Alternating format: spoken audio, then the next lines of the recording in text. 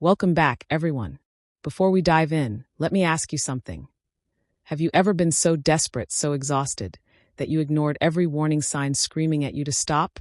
Tonight's story is about Maya, a young woman working herself to death, stranded in the rain at 2 a.m. with no way home. When a wealthy, mysterious stranger offers her a ride, she knows she shouldn't accept. Every instinct tells her it's dangerous. But sometimes desperation makes us do things we'd never normally do. What starts as a simple act of kindness will spiral into obsession, danger, and a love that breaks every rule. If you're new here, smash that subscribe button and turn on notifications because this story gets wild, and you don't want to miss a single twist. And if you love intense romance with a dangerous edge, drop a comment below and let me know. All right, let's see how one rainy night in Koreatown changes Maya's life forever. The rain hammered down on Koreatown's neon-lit streets, turning Incheon into a blur of red and gold reflections. Maya Chin stood under the awning of a closed restaurant, her apron still tied around her waist, phone clutched in one trembling hand, staring at the same infuriating message. No available drivers in your area. It was 2:17 a.m. on a Friday night, and Maya had just finished a brutal double shift. 16 hours of carrying trays, dodging handsy customers, and smiling until her face ached. Her feet screamed in her sneakers. Her lower back felt like it might snap. And all she wanted was to collapse into her bed in Echo Park, 12 miles away. But every rideshare app showed the same nightmare. Surge pricing at 3.8x normal rates. The trip home would cost $85. She had exactly $52 in her checking account until Tuesday's paycheck. That $52 had to cover groceries and her phone bill. Maya closed her eyes and breathed through the exhaustion-fueled panic rising in her chest. She was 28 years old, a culinary school student working herself to death to pay tuition, and she was stranded in the rain at 2 a.m. because she was too broke for a taxi. Long night. Maya's eyes snapped open. A man stood a few feet away, also under the awning, holding a paper cup of coffee from the 24-hour cafe next door. He was tall, maybe 6'1", with sharp features and dark hair styled back from his face. He wore an expensive-looking black wool coat over dark clothes, and on his wrist gleamed a watch that probably cost more than her entire year's rent. "You could say that," Maya said carefully, wiping at her eyes before tears could form. "Waiting for a ride?" He nodded toward her phone. "Trying to." Maya's voice came out more bitter than she intended. But apparently everyone in LA needs a ride at the exact same time. The man's dark eyes flicked to her oil-stained apron, to the restaurant logo embroidered on it, then back to her face. Something shifted in his expression. Not pity exactly. Recognition, maybe. "I'm heading out anyway," he said, his accent faintly Korean underneath perfect English. "I can give you a ride if you need one." Every alarm bell Maya had been taught to listen to started clanging. Never get in a car with a stranger. Never accept rides from men you don't know, especially at night. Especially when you're alone and vulnerable. But she was so tired. And broke. And the alternative was standing here for another hour in wet clothes, waiting for surge pricing to drop, which it might not. "That's kind of you," Maya said slowly, "but I don't even know you." "Fair point." The man reached into his coat and produced a business card, handing it to her. "J. Park. I run an import-export consulting business downtown. I was having a late meeting at the restaurant behind us. My car is in the lot across the street, black Genesis GV80. You can photograph the license plate, text it to someone, do whatever makes you feel safe. I'm just offering to help someone who clearly had a harder night than I did." Maya took the card. It was thick, expensive cardstock. Simple and elegant, J. Park, Import-Export Consulting, followed by a phone number and email address. She looked up at him, trying to read his intentions. He didn't have the predatory energy some men got when they sensed vulnerability. He just looked patient, waiting for her decision without pressure. "Where are you headed?" he asked. "Echo Park, near Sunset Boulevard. That's on my way home." Which may or may not have been true, but Maya appreciated that he was giving her an out, a reason that wasn't just pity. Maya looked at her phone again. Still no available drivers. She looked at the business card. She looked at J. Park, who stood there with his coffee, rain starting to soak his expensive coat, waiting. "Okay," she heard herself say. "Thank you. I really appreciate it." "No problem." He gestured toward the parking lot.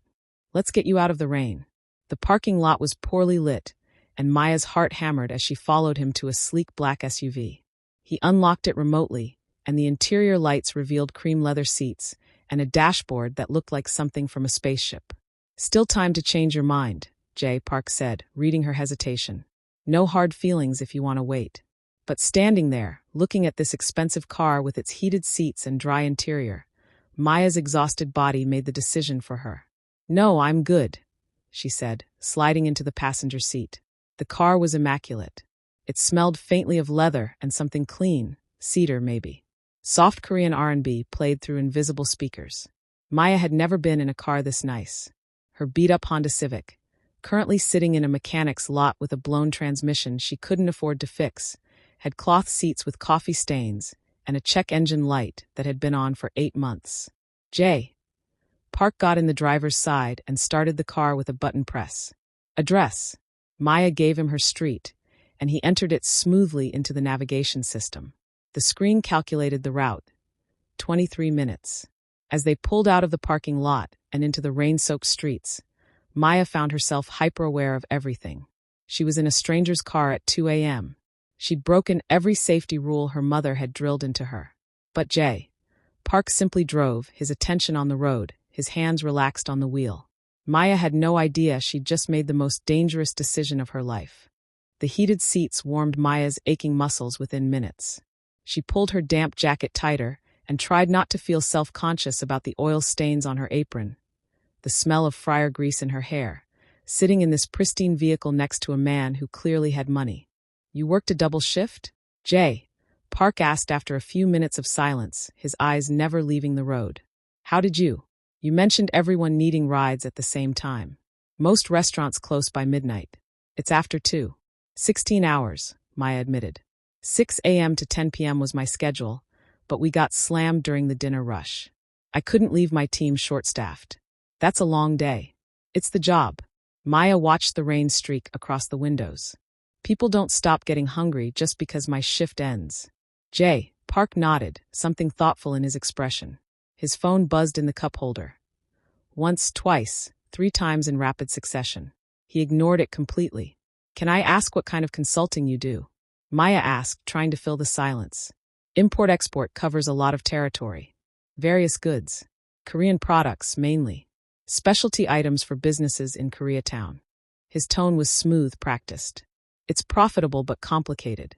Before Maya could ask more, his phone lit up with an incoming call. Korean characters flashed across the screen. Park glanced at it, jaw tightening, then answered with a quick tap. He spoke in rapid Korean, his voice dropping into a tone Maya hadn't heard before. Sharp, commanding, with an edge that made the hair on her arms stand up. She caught only a few words she recognized from Korean dramas. Later. Handle it. And what sounded like, not now. He ended the call and switched back to English seamlessly. "Sorry about that. Business never sleeps. Sounds stressful." "It can be." He adjusted the temperature controls. "Too cold." "No, it's perfect." They drove in silence for a while, climbing out of Koreatown toward Echo Park. Maya found herself relaxing incrementally despite her better judgment. Park was a careful driver, smooth, cautious, letting people merge without the aggressive lane switching that defined LA driving. "You mentioned a team at the restaurant," he said. "You're a cook, server for now, but I'm in culinary school. 2nd year. Maya felt herself warming to the subject despite her exhaustion. "I want to open my own restaurant eventually. Fusion cuisine, Korean and Mexican. I grew up eating both, and I think the flavors could work together in interesting ways." For the first time, Park smiled. Just slightly, but it transformed his face. "That sounds ambitious. And expensive. Very expensive." Maya laughed, but it came out tired. "Which is why I'm working doubles and eating rice and beans for dinner most nights. But it'll be worth it eventually. I'm sure it will be." Something in his tone made her look at him, but his expression had gone neutral again, focused on the road. His phone buzzed again. And again. He ignored it every time. They pulled onto her street in Echo Park, and Maya directed him to her building. A modest 3-story walk-up with peeling paint and a chain-link fence. Her studio apartment cost $1,400 a month, which was cheap for LA, which meant it was barely habitable. "This is me," Maya said, unbuckling her seatbelt. She reached for her phone. Let me Venmo you something for gas at least. No need. I can't just. Consider it a favor to a fellow night worker, Jay, Park said, and his tone made it clear the discussion was over. Get some rest. You've earned it. Maya clutched her phone, feeling strange. Grateful but unsettled. Thank you. Really. You saved me tonight. Drive safely home, was all he said. Maya got out and hurried through the drizzle to her building's entrance. When she turned back, Park was still there, waiting. Their eyes met through the rain-streaked window. He nodded once, and only after she'd unlocked the door and stepped inside did she hear his car pull away. Across the street, parked under a broken streetlight, another black sedan's engine started. It pulled out and followed the Genesis into the night. Maya didn't notice. She woke 5 hours later to her phone buzzing. Video call from David. Maya groaned and answered, squinting at her younger brother's face. He was in his dorm room at USC, textbooks spread across his desk, looking unfairly alert for 7 a.m. Did I wake you? David asked. I got home at 3. What's up? I need to buy a textbook for biochem. It's $340, and the professor says we need it by Monday. He looked apologetic. I know your paycheck isn't until Tuesday. I'll figure it out, Maya said automatically, her stomach sinking. Don't worry about it. Maya, you don't have to. Yes, I do. You focus on school. I'll handle it. After they hung up, Maya stared at her ceiling, doing math in her head. $52 in checking. $340 for David's textbook. That meant she'd have to pick up extra shifts, maybe sell some of her cooking equipment, skip groceries this week. Her phone sat on her nightstand. She picked it up and looked at the business card she'd photographed last night. Park, Import-Export Consulting. She saved his number in her contacts. Emergency ride J. Then she pulled up Google and searched Park Import-Export Incheon. A professional website appeared, sleek, minimal, vague descriptions of specialty consulting services for Korean businesses. There were no photos of Park himself. No social media profiles. No reviews. Nothing personal at all. Maya frowned at her screen. For someone running a legitimate business, he had almost no digital footprint. But he'd been kind. He'd helped her. And she was too tired to worry about it. She set her phone aside and went back to sleep. 3 weeks later, Maya would text that number again. And everything would change. The pattern began slowly, almost accidentally. 1 week after their first encounter, Maya found herself in an identical situation. Late night, surge pricing rain. She stared at Park's number in her phone for 5 full minutes before her exhaustion won over her pride. This is Maya from last week. I know this is weird, but I'm stuck at work again with no ride and surge pricing. If you're available and weren't just being polite, I could really use help. No worries if not. She hit send before she could overthink it. The response came in 30 seconds. Address? 15 minutes later, the black Genesis pulled up outside the restaurant. Park stepped out, holding an iced Americano from the Korean cafe down the street. You said you preferred iced coffee, he said, handing it to her. Even in winter. Maya stared at the cup, then at him. I mentioned that once. How did you remember? I remember everything people tell me. He opened the passenger door. Shall we? The drive home felt easier this time. They talked about her culinary school project, designing a full fusion menu. He asked specific questions about Korean ingredients, cooking techniques, flavor profiles. His knowledge surprised her. You know a lot about food for someone in import-export, Maya observed. My mother worked in restaurants her whole life. I grew up in commercial kitchens. His expression softened slightly. She taught me that food is how immigrants keep their culture alive, how they build bridges in new countries. Is she still cooking? No. She passed away when I was young. His voice went flat. But I remember her lessons. I'm sorry, Maya said quietly. He just nodded and changed the subject. 5 days later, her bus broke down halfway home. She texted him without hesitation this time. He picked her up in 20 minutes. This time he wore an expensive suit under his coat, arriving at 11 p.m. on a Tuesday. Late business meeting? Maya asked as she got in. Something like that. His phone buzzed constantly during the drive, calls, texts, a stream of notifications he mostly ignored. The ones he did answer were always in Korean, always brief, always in that commanding tone that seemed at odds with the patient man driving her home. Do you ever sleep? Maya asked. Not much. The corner of his mouth lifted. Do you? Touché. A week later, Maya posted on her Instagram story. Another late night, another surge pricing nightmare. Why do I do this to myself? 20 minutes later, Park was parked outside her restaurant. She came out and stopped short when she saw him. Were you already here? I follow your account, he said simply. You looked like you needed a ride.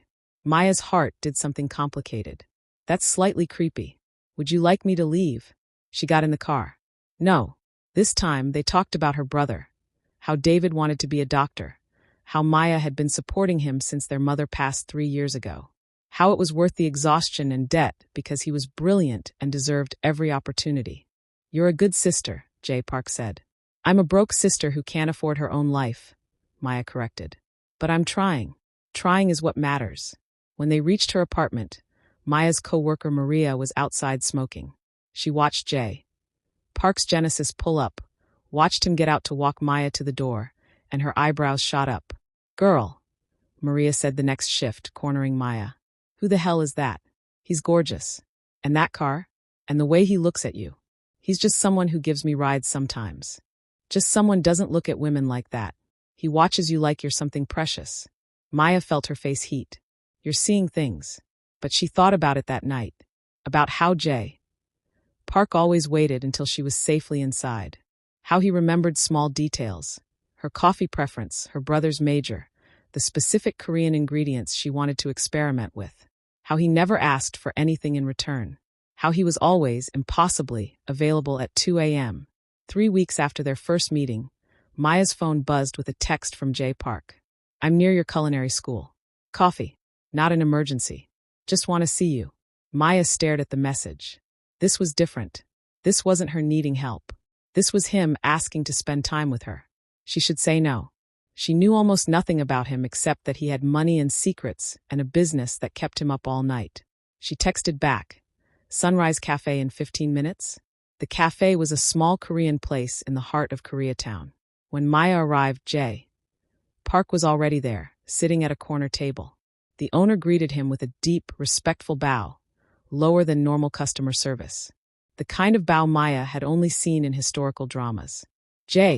Park stood when he saw her. He'd ordered already. Iced Americano for her, hot coffee for himself. Thank you for meeting me, he said. They sat. Maya pulled out her tablet and showed him sketches of dishes she'd been developing. Kimchi carnitas tacos, gochujang mole, Korean-style elote with sesame and jim. His eyes lit up with genuine interest. This is brilliant. The heat profiles would complement each other. And the textural contrast. They talked for an hour. About food, about culture, about building something from nothing.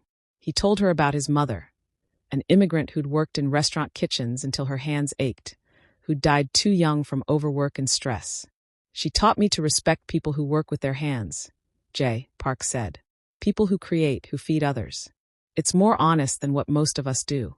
What do you do exactly? Maya asked. You're always vague about your actual work.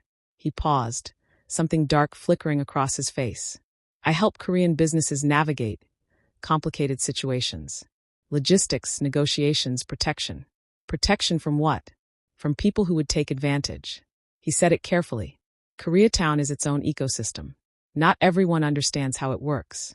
Before Maya could press further, he reached across the table and gently pushed a strand of hair behind her ear. The touch was electric. You work too hard, Maya, says the man who's always awake at 2 a.m. He smiled, a real smile this time. Different kind of work. When he drove her home, he parked and turned to face her. Maya, I want to keep seeing you. Not just as your driver. Her breath caught. Like dating. Yes, like dating. Every rational thought in her head screamed warnings.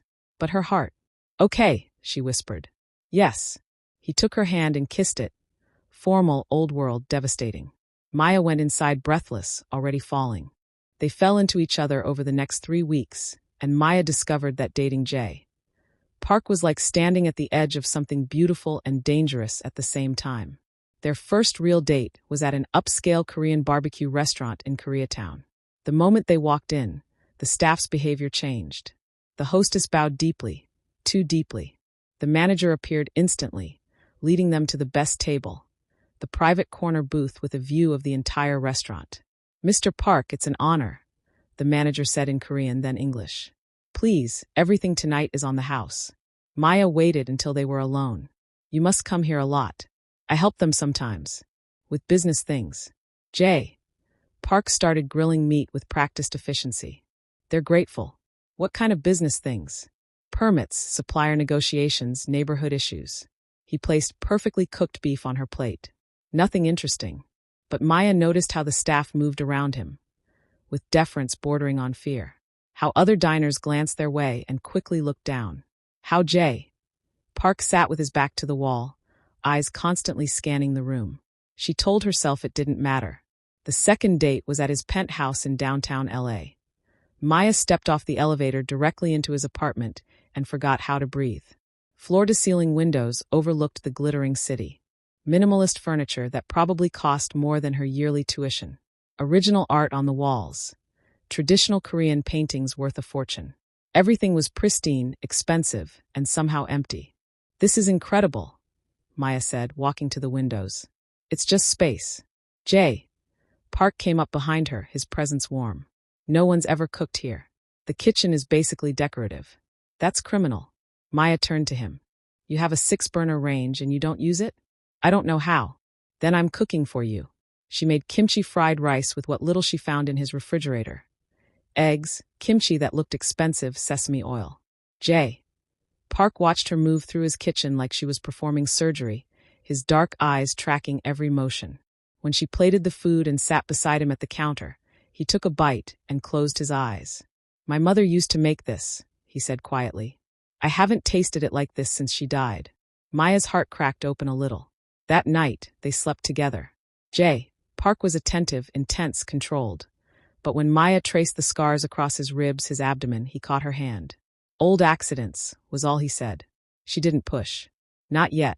The third date was at the Getty Center. They walked through galleries, and Jay. Park surprised her by knowing about art history, composition, the politics of preservation. Some beautiful things need protection, he said, standing before a painting. Even if that protection looks harsh from the outside. Even if people don't understand it. Maya didn't realize he wasn't talking about art. Over the following weeks, Maya fell deeper while ignoring the red flags that multiplied like warning lights. His phone rang constantly, always answered in Korean, always with that commander's tone. Men in expensive suits waited by his car sometimes, bowing when they saw him. When they walked through certain parts of Koreatown, people moved aside, averted their eyes, showed the kind of respect reserved for someone dangerous. Jay. Park always knew where she was, even when she didn't tell him. He'd text asking if she got home safely before she'd mentioned leaving work. He'd show up at her culinary school with coffee, claiming he was just in the neighborhood. The scars on his body. The way he carried himself. Like a man who expected obedience and usually got it. The complete absence of any digital footprint. Maya's friend Maria didn't let it go. I Googled him again, Maria said during their shift. There's literally nothing. Rich man in LA with no social media? No news articles? No photos? Girl, that's not normal. He's private. Or he's hiding something. Maria gripped Maya's arm. I'm not trying to ruin this for you. He's clearly into you, and God knows you deserve happiness. But be careful. Something doesn't add up. Maya pulled away. I know what I'm doing. But she didn't. She was willfully ignorant, choosing love over logic. The moment of realization came on a random Tuesday night. Maya was leaving Jay Park's building after dinner. They'd cooked together. Or rather, she'd taught him to make japchae while he burned the vegetables and made her laugh. It had been perfect and normal and exactly what she needed. In the lobby, 2 men in dark suits stood near the entrance. When they saw Jay Park, they immediately bowed, deeply respectfully. One said something in Korean that Maya caught. Bosnim. Followed by what sounded like a report. Jay. Park's entire demeanor changed. His posture straightened, his expression went cold, and he responded in rapid Korean that sounded like commands. The men bowed again and left quickly. In the car, Maya's heart hammered. Why did they call you boss? Jay. Park's hands tightened on the steering wheel. It's a cultural thing. I employ a lot of people. That's not what it sounded like. Maya, you have a lot of employees for an import-export consultant. You get bowed to like royalty everywhere we go. Your phone rings 20 times a day with what sound like emergencies. You have scars all over your body. You know where I am before I tell you. Her voice rose. Who are you really? Jay. Park pulled over into an empty parking lot and killed the engine. Silence filled the car like smoke. You're right, he said finally. We should talk about this. But not here. Not like this. Then where? When? Because I'm starting to feel like I'm dating a stranger who's pretending to be someone else. He turned to look at her, and the expression in his eyes was devastated. I've never pretended with you. Everything between us is real. I just didn't tell you everything. That's the same as lying. I know. His voice cracked. I know. And I'm sorry. But Maya, please, give me a chance to explain properly. Tomorrow. I'll tell you everything. Maya's hands shook. Everything. Everything. She got out of the car and walked to the bus stop, leaving him sitting there. Tomorrow, her entire world would shatter. Maya didn't sleep that night. She lay in her studio apartment, staring at the ceiling, running through every interaction with Jay. Park like rewinding a film, looking for clues she'd missed. The way restaurant owners treated him. The phone calls in Korean. The men who bowed. The scars. The money. The constant availability at odd hours. Import-export consulting. What did that actually mean? At 3 a.m., she Googled Korean organized crime Incheon. Articles appeared, vague, carefully worded pieces about community protection networks, business associations, territorial disputes in Koreatown. Nothing concrete. Nothing with names. The Korean community protected its own, including its secrets. Maya's phone buzzed. Jay Park, I'm sorry for everything. Tomorrow, 6 p.m., I'll pick you up. Please give me a chance to explain. She didn't respond. At 7 a.m., David called. You sound terrible. What's wrong? Nothing. Just tired. Liar. Is it the guy? The one you won't tell me about? Maya's throat tightened. It's complicated. Complicated how? I think he might be. I don't know what he is. But it's not good. Then leave, David said simply. You've sacrificed everything for me. Don't sacrifice your safety for some guy. But it wasn't some guy anymore. It was Jay Park, who remembered her coffee order and asked about her dreams and looked at her like she was the only real thing in his world. I need to hear him out first, Maya said. Just be careful. Promise me. I promise. At 5:30 p.m., Maya was closing the restaurant when she heard shouting outside. Korean voices, angry and loud. She looked through the window. In the alley beside the building, she saw Mr. Kim, the elderly man who ran the grocery store 2 doors down, surrounded by 3 younger men in suits. They were yelling at him in Korean, aggressive, threatening. Mr. Kim looked terrified. Maya's body moved before her brain could stop her. She pushed through the back door into the alley. Hey, leave him alone. The 3 men turned. Up close, they looked dangerous. Hard eyes, expensive clothes, the bearing of people used to intimidating others. One stepped toward her. This doesn't concern you. Go back inside. Mr. Kim is my neighbor. It concerns me. Maya's voice shook but held steady. Whatever this is, you can discuss it without threatening an old man. The man smiled without warmth. You don't understand the situation. Stop. The single word, spoken in Korean with absolute authority, froze everyone. Jay. Park stepped out of the shadows at the alley's entrance. Maya's heart stopped. His entire presence had changed. Gone was the patient man who drove her home. This was someone else, cold, commanding, radiating danger like heat from flames. He wore a dark suit, his expression carved from ice. The 3 men immediately backed away from Mr. Kim and bowed. Deep, respectful, fearful bows. They spoke rapidly in Korean, apologies, explanations. Jay. Park responded in a voice Maya had never heard from him. Steel wrapped in silk, every word a command. The men bowed again and left quickly, almost running.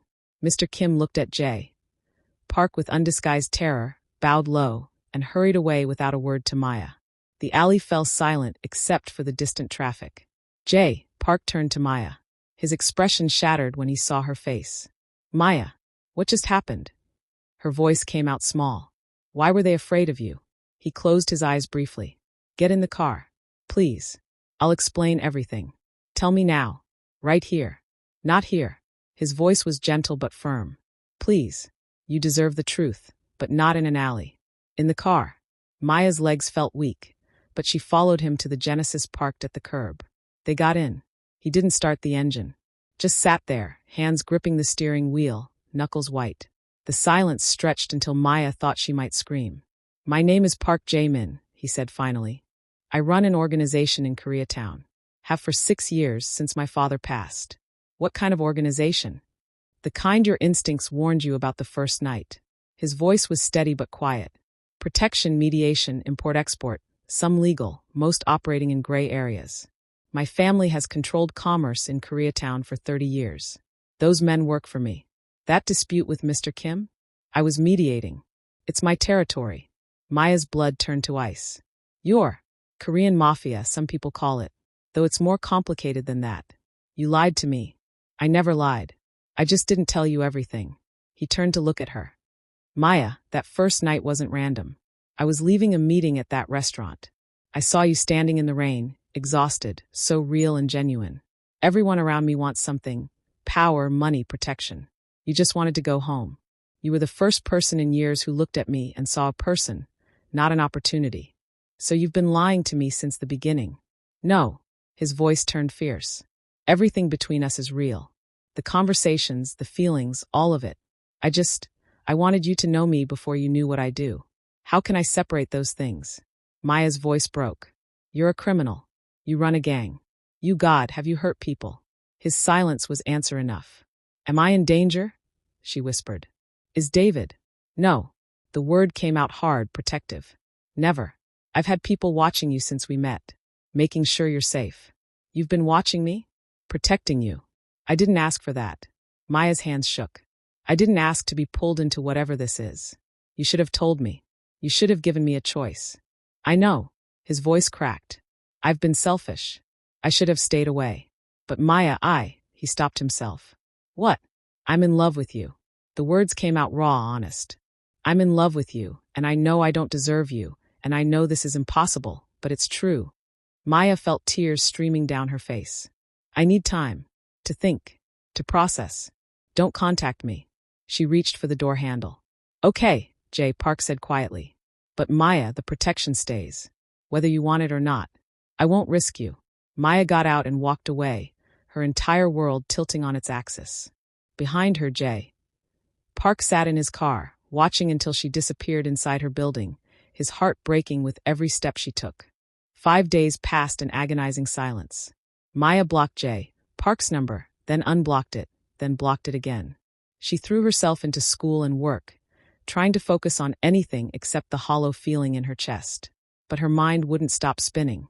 She researched Korean organized crime until her eyes burned. Found vague references to business associations, community protection networks, territorial disputes that never made mainstream news. The Korean community in LA was insulated, protective of its own, including its criminals. Maria cornered her during their shift. "You look like hell.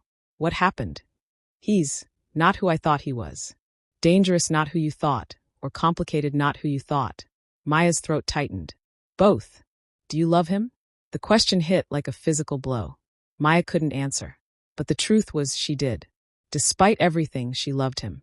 She loved the man who remembered her coffee order and asked about her dreams and looked at her like she was something precious. The fact that he was also a criminal didn't erase those feelings. It just made them impossible. She noticed the protection he'd promised. The same man in the coffee shop near her apartment every morning. A black sedan that followed her bus route. She was furious about it, but also shamefully touched. He was keeping his word, even from a distance. Park's world felt colder without her. His second-in-command, Minho, noticed immediately. "You're not yourself, boss. Handle the business." "I don't want to talk about it." But he checked the security reports on Maya obsessively. She was safe, healthy, going to class and work. Living her life. Without him. Minho found him at 2 a.m. in his office, staring at his phone. "You should call her. She asked me not to. And you're respecting that? It's the least I can do." Park's voice was hollow. "I dragged her into my world. She deserves space to decide if she wants out. And if she chooses out." Park didn't answer. He couldn't imagine that future without breaking. Day 6. Maya was in the culinary school's practice kitchen, working late on a project. Her phone buzzed at 9:47 p.m., unknown number. She almost didn't open it. The message was a photo of David leaving the USC library. Below it, text in Korean and English. "Pretty brother. Would be a shame if something happened because of sister's choices. Maya's blood turned to ice. Her hands shook so badly she nearly dropped the phone. She called David immediately. Where are you? Library. Why? You sound weird. Stay there. Don't leave. Don't go anywhere alone. I'm sending someone. Maya, what's happening? Just trust me. Stay there. She hung up and unblocked Jay Park's number with trembling fingers. Called him. He answered on the first ring. Maya. Someone threatened David. Her voice broke. They sent me a photo. A message. Jay Park, they know about him. Send me the screenshot. Now. She did. Heard him curse in Korean. Where are you? School. But David's at USC. I have someone with him already. 2 of my men. He's safe. His voice was deadly calm, the commander she'd seen in the alley. Stay where you are. I'm coming. How do you already? I never stopped protecting you. Either of you. Stay there. 15 minutes later, 2 cars pulled up. Jay Park's Genesis and a black SUV with 3 men in suits.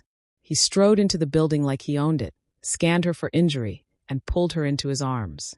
Maya broke down sobbing against his chest. He's safe, Jay Park murmured into her hair. 2 of my best men are with him. No one will touch him. I promise. Who? Why? Not here. He guided her to his car. We need to talk privately. In the Genesis, Maya's hands wouldn't stop shaking. Jay Park took them in his thumbs rubbing gentle circles on her palms. There's a rival faction. Different organization, competing territory. They know about you. About us.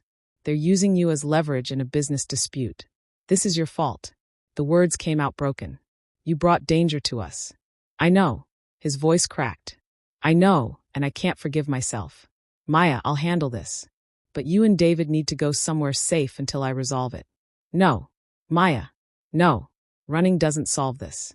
They know about me now. Hiding won't change that. She looked at him through tears. What do? We don't do anything. I handle this. You. I don't get a choice in that. Her voice strengthened. You don't get to decide what I can handle. You don't know what my world is like. Then show me. Maya grabbed his face, forcing him to look at her. Stop protecting me from the truth and show me. Let me decide if I can handle it. They stared at each other, both breathing hard. I've been miserable without you, Maya whispered. I'm angry you lied. Terrified of what you do. But Jay Park, Jaemin, I love you. I hate that I love you, but I do. And I won't let fear make my choices. His eyes closed. I love you. More than I've loved anything. That's why I need you away from this. We do this together or not at all. A long silence. Then, okay. You and David stay at my penthouse, safest place in the city. I'll resolve the threat. You'll see my world honestly. Then we decide together if there's a future. Maya nodded. Bring David there. I need to see him. 30 minutes later, David arrived with 2 of Jay Park's men, looking terrified.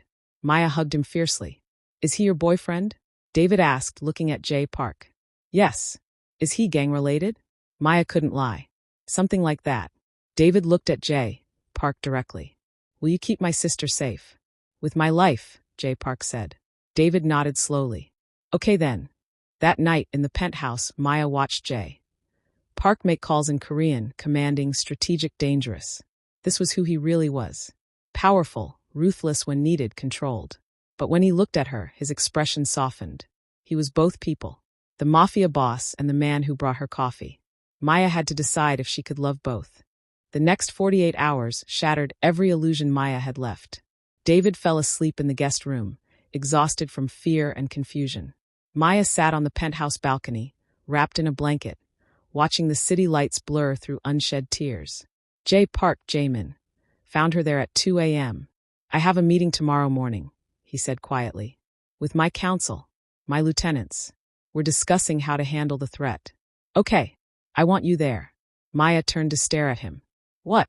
You said you wanted to see my world honestly. This is it. The decisions, the strategy, the reality of what I do. His jaw was tight. If you're going to decide whether you can live with this, you need to see all of it. You want me at a Mafia meeting? I want you to understand who I am. Completely. Maya's heart hammered. Okay, I'll be there. The meeting was in a conference room in a building Jaemin owned in Koreatown.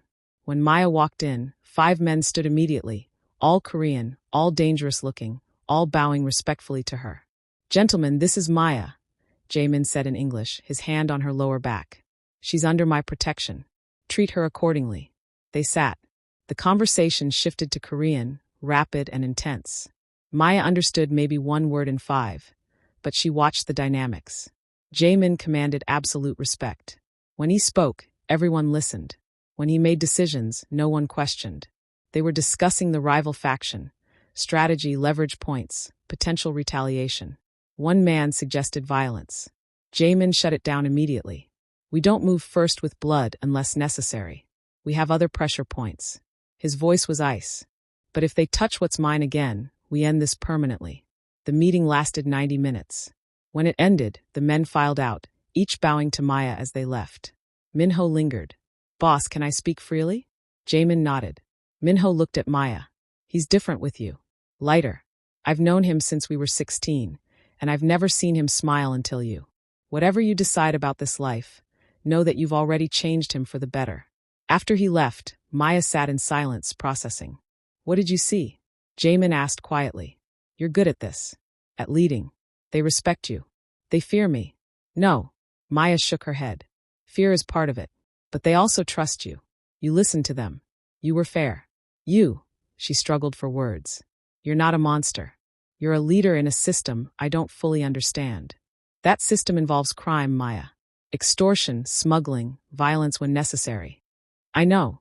She met his eyes. I'm not naive. But I also saw that you have rules. Boundaries. You said no to unnecessary violence. This time. But I've ordered violence before. I've done violence. His voice was raw. I need you to understand that. I'm trying to. That afternoon, Jaemin took her to see Mr. Kim. The elderly grocer was wary until Maya apologized for interfering. Then, surprisingly, Mr. Kim's expression softened. Your boyfriend, he's not like his father. Father was cruel. Son has honor. Mr. Kim looked at Jaemin. He protected my shop when police wouldn't. When other gangs wanted to push me out. I pay fee, yes, but I have peace. My family is safe. In the car afterward, Maya was quiet. It's not simple, she finally said. You do bad things, but you also protect people. It's all gray. Most of life is gray. Jaemin's hands tightened on the wheel. I wish I could be the man you deserve. Someone clean, simple. I don't want simple. I want you. That night, Jaemin left to handle the threat. He came back at 3 a.m. with blood on his knuckles, washing them in the kitchen sink. Maya watched from the doorway. Is it done? It's done. David is safe. You're safe. She didn't ask for details. She wasn't ready to know. Instead, she took his hands, dried them gently, and led him to the balcony. I've seen your world now, she said. And I don't understand all of it. Some of it scares me. But I understand you better. Why you are the way you are. The responsibility you carry. I do bad things, Maya. I can't pretend I don't. I know. But you also have rules. Honor. You're not cruel. She took a shaky breath. You're good to me. Good to people you care about. Maybe that has to be enough. Because I love all of you, not just the easy parts. Jaemin pulled her close, his forehead against hers. I was afraid you'd run. I almost did. What changed? I realized I'd rather be with you in danger than without you in safety. That's probably stupid. Incredibly stupid. His voice broke. But I'm grateful. Maya kissed him, and it felt like a choice. Not swept away by romance, but choosing him with open eyes. If we do this, there are rules, she said firmly. David stays completely separate. Protected but never involved. Agreed. Always. I won't participate in anything illegal. I can know about it, but I won't be part of it. I wouldn't ask you to. And honesty. No more omissions. I need to know what I'm walking into. I promise. They held each other as the sun rose over Incheon. Two people from different worlds building a bridge between them. Over the next 6 weeks, they found a rhythm. Maya kept her apartment, but stayed at the penthouse often. She cooked in his kitchen, teaching him to make japchae and bulgogi. He was terrible at it, which made her laugh. She met his people. Dinners with Minho and the other lieutenants. They were criminals, yes, but also funny, loyal, human. They treated her like a queen, which made her uncomfortable. But she was learning. She saw the aftermath of his work sometimes. Heard phone calls that chilled her. Knew he was doing things she couldn't condone. She chose to love him anyway. David warmed to Jae-min after he anonymously arranged a scholarship for his tuition. He's weird, but he's good to you. That's what matters. At her culinary school graduation, Jae-min sat in the audience, pride written across his face. Afterward, she told him she'd found a location for her restaurant. I'll help however you need, he offered. I'm doing this one myself, but you can eat there when it opens. He smiled. I'll be your best customer. Maya was learning that love wasn't about perfection. It was about choosing someone despite their darkness, and being chosen despite your own.